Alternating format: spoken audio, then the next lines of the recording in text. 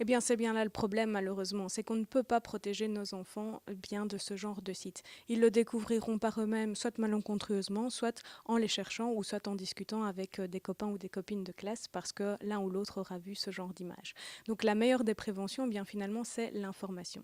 Expliquer à vos enfants que les films pornographiques existent, c'est une bonne chose. Oui, ils existent et oui, ils montrent des choses finalement qui peuvent être très excitantes, ou par contre des choses très dégoûtantes. Ça dépend aussi ce que l'on regarde et avec quel œil on le regarde. Donc expliquer d'un biais comme de l'autre que c'est pas trop excitant ni trop dégoûtant, mais que finalement, bien c'est du cinéma, que ces images sont faites pour exciter. C'est ça l'idée en tout cas à la base, mais que ça montre parfois une image de la femme un peu dégradée ou une image assez humiliante de la femme, que la femme n'est pas comme ça. Donc c'est important de dire ça à vos filles, c'est de ne pas reproduire finalement ce qu'elles voient, mais expliquer aussi aux garçons bien que les femmes ne font pas forcément ça.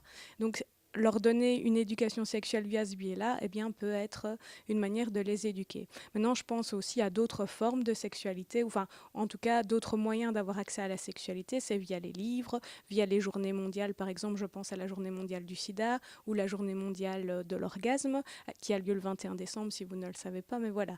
Tout ça, ce sont d'autres biais ou d'autres facteurs qui peuvent finalement éduquer votre enfant à la sexualité sans passer forcément par la pornographie.